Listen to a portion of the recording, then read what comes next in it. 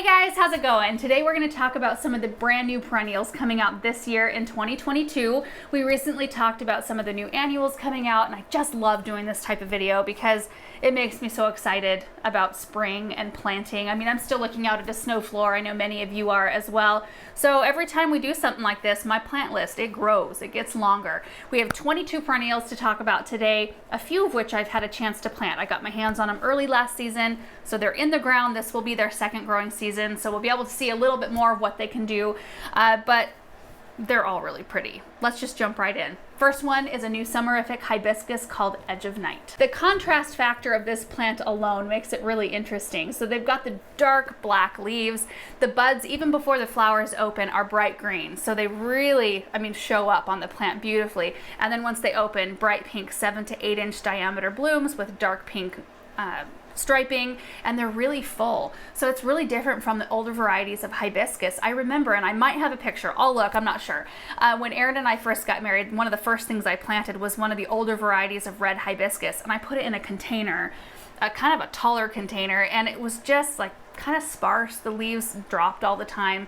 These newer varieties of hibiscus I would put in a container any day as a specimen kind of centerpiece plant because they are so full and so dense and they provide so much color. We put ours out in the new south garden. We have a big grass walkway, and at the end of the swoop we planted a little hedge of limelight prime hydrangeas. So you've got the green leaves, the whitish blooms that age pink, and then right at the end of that hedge you've got this Edge of Night hibiscus. So the contrast of the two things is beautiful. They provide such a beautiful weight in the garden. And this variety is a little bit more compact or small than the other summerific hibiscus. They grow about 3.5 feet tall, 4.5 feet wide. Still a good sized perennial. I mean, you would almost look at it and think it's like a small to medium sized shrub. But the difference is these come back fresh from the ground every year. So we wait until late winter, early spring to cut them back to about 6 inches above the ground, and then we wait. And they're one of the last things to break dormancy in the spring. In fact, a lot of times, especially if you're new to hibiscus, you'll think they're dead. But come May or so, when everything else is like budded and growing and blooming, then you'll start to see the growth on your hibiscus. But once they start to grow, it's kind of crazy. Like, you almost want to put a ruler out there so that you can track their growth progress because they grow so fast. So they're full size, fresh every single year. They're a zone 4 through 9, which is incredible. Very winter hardy, while their blooms make them look like they belong in a tropical garden. And they also can tolerate boggy areas. So if you've got a very sunny spot, they do prefer full sun, but if you've got a sunny spot that's a low area that kind of collects water, perfect plant for that situation. The next one is a hardy geranium, also known as a cranesbill, called Boom Chocolata. I love this one. I have some behind our chicken coop, and I've got a lot of green-leaved things back there. Baptisia, iris, pincushion flower, veronica, foxglove. I needed something with depth of color. So the leaves on this one, even when it's not in bloom, which beautiful purple blooms, the leaves are kind of bolder and they're a dark bronze green. Really beautiful, that provide that depth and dimension in that flower bed, which was really needed. They do get quite tall though, so 26 inches. I want to say mine maybe got a little taller than that, 30 inches wide. So there are other varieties of geraniums though. So if you wanted something next to the edge of a border, you could choose something that stays a little bit shorter. I kind of put mine right up against our pallet walkway, and I love the look of it. They are a zone 4 through 8. Pollinators love them, and they're easy to maintain. One shear back in the summer, so you want to treat them kind of like a salvia, in that they'll come out with their first flush of bloom early in the summer. You can cut them back, and that will encourage new growth and new blooms. However, some years I don't get to it. Some years I don't cut my geraniums back and they do just fine. The new blooms kind of cover over the other ones that were left from earlier on, and I love that. I love it. If I don't quite get to it, it's not going to look mangy and bad for the rest of the year. The next one is an Amsonia called String Theory, which provide the most beautiful soft periwinkle blue blooms late spring through early summer. So they come up on stalks and have clusters of blooms at the top of each stalk, and each bloom is in the shape of a star. I think the common name of this plant is blue star, which is very appropriate. But the leaves on this one are really interesting as well. They're more fine, more thread-like, as opposed to the other variety we have talked about before and I've shown in my garden called Storm Cloud. That one has more bold leaves. So this one has more of a wispy, ethereal kind of cloud-like look. Looks beautiful, beautiful structure through the summer, even after they're done blooming. But the fall color is it's insane. That's when we planted ours last year. So I actually didn't get to see mine blooming. We'll hopefully see that this spring. But when we planted them, they were in their beautiful bright kind of gold orange fall color. I loved it. So this one stays a bit more compact than Stormcloud, 22 inches tall, 36 inches wide, and kind of this broad vase shape, zone 4 through 9. The next three are varieties of sedum. Sedum do really well for us here in high desert. They like full sun, they don't want a lot of care, they don't want to be fertilized, they don't need a lot of water. They're just overall a wonderful plant. Also, no matter what variety of sedum you plant, you will have pollinators all over them, and they look great almost the entire year, even if you get snow in the winter. So what happens, like in the spring when they push new growth, you'll see these beautiful rosettes coming out of the ground. They almost look like a tender succulent, like an Echeveria or Sempervivum, which is not tender, but anyway, it has that kind of rosette structure. Then they just keep growing and you don't have to do a thing to them. They form their buds and their blooms midsummer. Then they just start to be in their beautiful color for the rest of the year, usually starting when it's really hot. And then I leave mine through the winter because typically they have strong enough stems to stay upright. They take a frost and look beautiful. They provide some forage for wildlife. And it's not until late winter, early spring, that's when we cut them back. So we've just got this few week window before they start pushing new growth where you don't really see them. But other than that, they're providing something for the garden. The first one is Back in Black. I planted this one in our west side garden along a brick walkway with some pink profusion salvia in front of it. The contrast of the two plants was absolutely beautiful. The Back in Black grows about 2 feet tall and 30 inches wide. So I did space them out, I think with enough space for them to get to their full size. It would remind you of maybe the older variety that you might be familiar with called Maestro.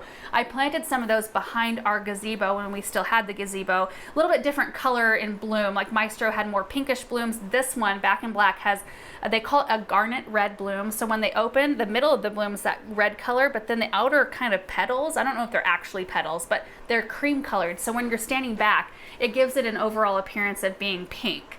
So I really like it. But Maestro tended to want to flop for me no matter what I did. It was getting full sun. I adjusted water, you know, to where it wasn't getting a lot of water. We didn't fertilize, and it still kind of did the flopping thing. Back in Black is resistant to that. It maintains its upright structure throughout the season and resists flopping over, which I appreciate greatly. They're also a zone 3 through 9, so very winter hardy, great for cold climates. The next one is Coral Jade, and if the word coral is in the name of a flower, just go ahead and sign me up. I'm gonna want to plant it. Anything coral or salmon pink, I love that color palette. And this one grows a lot like Lemon Jade, which I have in my garden and have for years, and I absolutely love it. This one grows about 18 inches tall, 30 inches wide, so sizable perennial. It would remind you in bloom color of the Autumn Joy, which is kind of an industry standard. A lot of you will know what that one looks like. I have some in my garden. This one is a little bit deeper in color and it doesn't flop. My Autumn Joy flops every single year no matter what I do. I really should be staking mine, but I don't really want to have a bunch of things that I have to stake in my garden. So if I can get the same color out of a different variety of plant, same structure, same flower color, I'm gonna opt for that one. I planted some of these alongside some Serendipity Alliums. Benjamin helped me, I remember. Serendipity Alliums, some Supreme Cantaloupe Echinacea, and then some of these. I think it's gonna be a really pretty little grouping right there. It's also a zone 3 through 9, just like the last variety of sedum here that I don't have in our garden yet. It's called Tiramisu. This one has a very different look. It looks more delicate, like the leaf structure, the leaves aren't as big. It has more of a dome, kind of full rounded appearance, and it looks like a dark colored sedum and a green colored sedum kind of put together in leaf color, kind of a purpley green, very soft, and the buds are a soft pink and they open up cream. It grows upwards of 20 inches tall and 32 inches wide, which is quite large, and it's also resistant to flopping, so it should keep its nice structure through the season. The next two are varieties of phlox. The first is a tall garden phlox called Luminary Backlight. Beautiful, bright, creamy white flowers with that strong upright structure. Gets about 30 inches tall by 2 feet wide. I have these in containers ready to go out in our garden this next spring, but I don't have any currently planted. I do have the Opalescence variety. It's kind of in the same line. The good thing about these phlox is that they're highly resistant to mildew, because in the past, some of the old traditional varieties, the one that looks most like this to me is the David White, but they've dealt with such, or they've had such bad mildew problems throughout the years, especially for those of you in areas with high humidity or, you know, more of a wet climate, that I know a lot of people shy away from them. I mean, even here in our dry, high desert climate, we can deal with mildew on phlox. So to have one that's resistant and still give you those bright white clusters of flowers is really fun. They are a zone 3 through 8 and their leaves are very dark colored. So if you see them in contrast to that bright bloom color, it's a really pretty blend. The next phlox is Opening Act Romance. Rich lavender flowers with a white halo, more of a domed kind of rounded appearance as opposed to like the Luminary Backlight has that really strong upright sort of structure. And the Opening Act Romance blooms pretty much the whole season. So they start early summer and they just keep on going. They're a zone 4 through 8 that grow about 22 inches tall, 3 feet wide. Also highly resistant to mildew. There are several others in the Opening Act series. I'm trying to remember all of them, but I know there's an ultra pink, which is super bright pink, super vibrant. This one I think is one step down in vibrancy. It's got more of like a soft, rich color. Then there's blush, which is a light pink. There's Pinkadot, which is kind of a bicolor pink, and white. The next one is a new bush clematis called Stand By Me Lavender. It matches the growth habit, performance, flower size, all of that of the regular Stand By Me clematis. It's just a different color, which I'm excited for because the Stand By Me clematis, the blue variety, has done so well for us in our area. It's planted in full sun. They get about 38 inches tall, so they do benefit from a little bit of support. If you plant them all together, they'll kind of support each other a little bit, but I think you almost need like a peony ring sort of situation, and I miss my window every single year. I need to like go out there before they even break dormancy and get some things in place because they would grow a little bit better if they had a little bit of extra support. They are a zone 3 through 7. Their flowers are about 3 inches or so in diameter, and they always seem to be in some sort of bloom stage. There's always color on them. Even the faded blooms have a really neat, like their spent flowers are like seed heads are gorgeous. The next one is a heuchera called Dressed Up Evening Gown. So this one has huge black ruffly leaves. It looks kind of like a black pearl, but the leaves are more ruffled, almost like cherry truffles. So it's kind of got the cherry truffles growth habit, but in that dark black color. It's so beautiful, and it can take sun or shade. Grows 14 inches tall, 24 inches wide, zone 4 through 9. I can imagine a lot of different areas to use this heuchera in our garden, both in containers and in the landscape. Next, we have 2 new varieties of hosta. The first one is Hope Springs Eternal, and this is another big one. So this one has big blue leaves with creamy white, almost like the softest yellow of margins. They're kind of ruffly. They grow about 22 inches tall, almost 4 feet wide. That's a big hosta. They do send up a bloom stalk about midsummer. The bloom is white. I usually cut the bloom stalks off my hostas because I don't really love, it's kind of like when coleus bloom, I like to deadhead the blooms off. I don't really want the coleus to have the blooms on them. I like to just have them for their leaf structure and canopy. Same with hostas. There are some hosta blooms that smell really good though, and typically like with new ones, when I get them in the ground, I will let them bloom so I can see if they smell good, and if they do, I will leave them because I like the scent they add to the air, and they usually attract hummingbirds as well.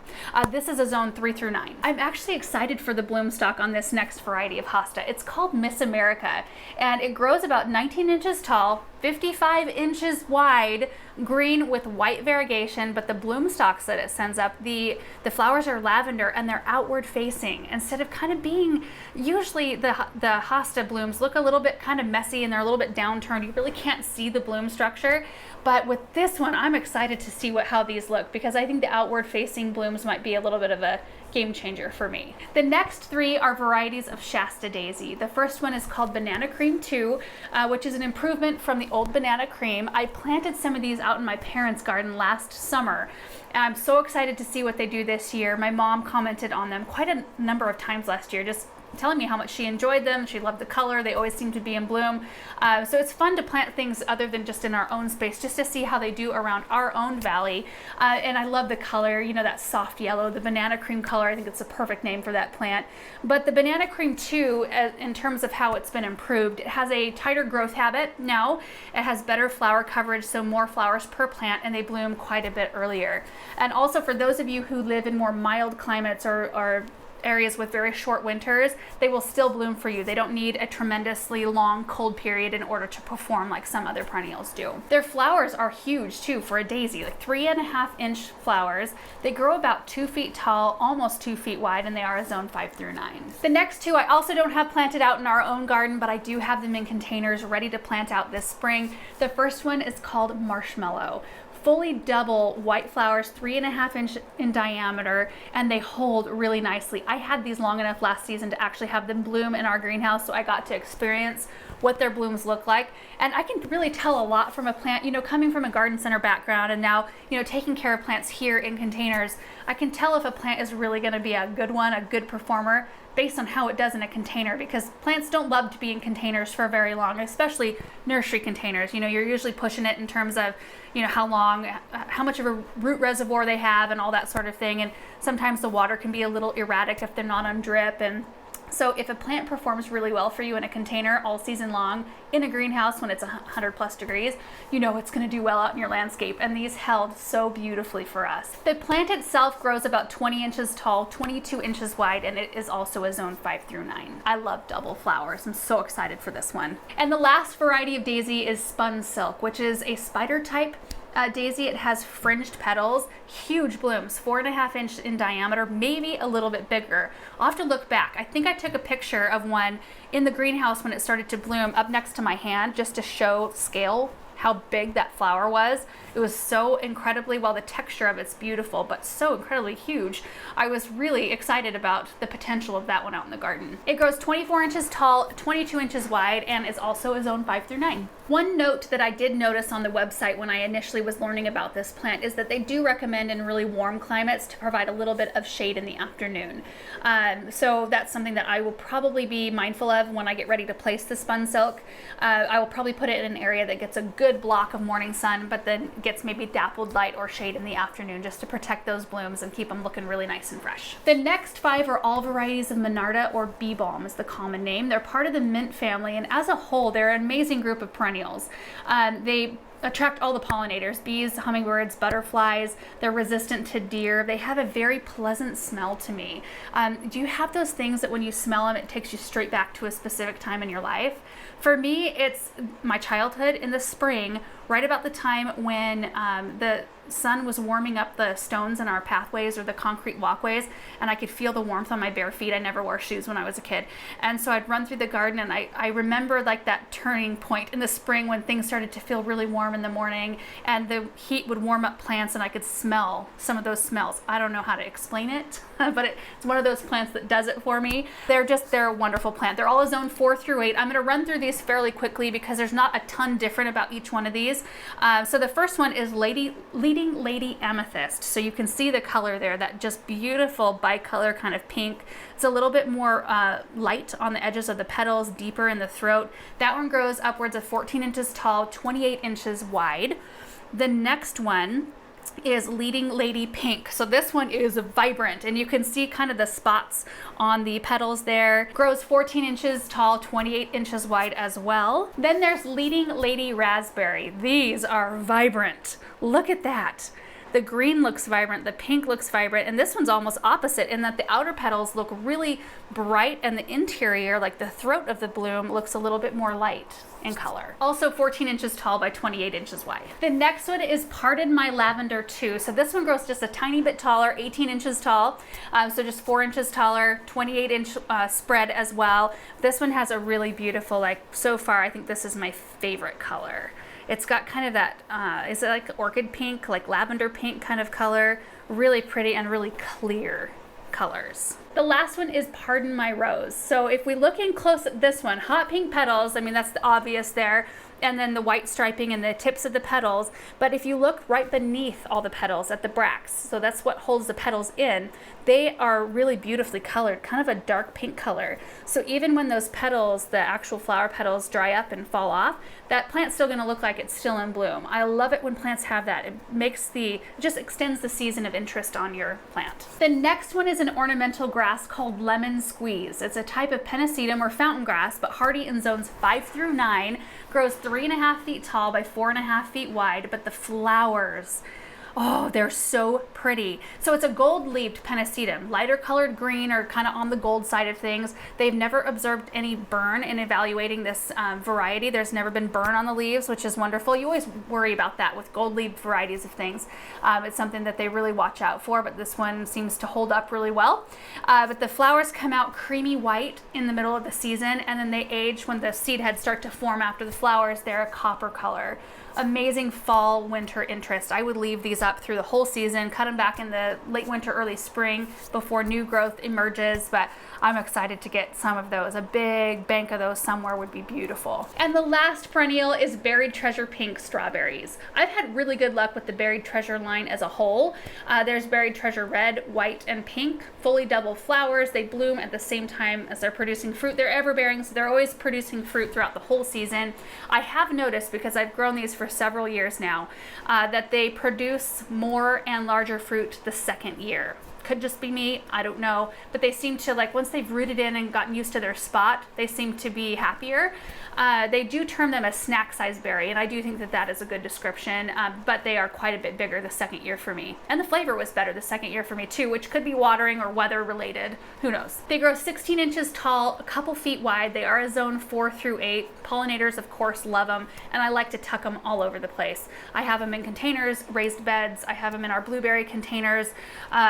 I've put them in just flower containers, just as a flower exit, because they're always in some sort of flower, and then they produce these beautiful berries that kind of spill over the edge. They're just a really versatile plant. And that's it for today's video. Those are the 22 perennials for this year, ones to be watching out for. You should start seeing them show up at your garden centers come spring. Do talk to somebody at your garden center though, if there's something that really interests you. I remember that from the garden center, I always loved to hear from people, because then it let us know what to be watching out for, what to be looking out for, and what we should be ordering. So anyway, thank you guys so much for watching. I really hope you're having a great day, and we will see you in the next video. Bye.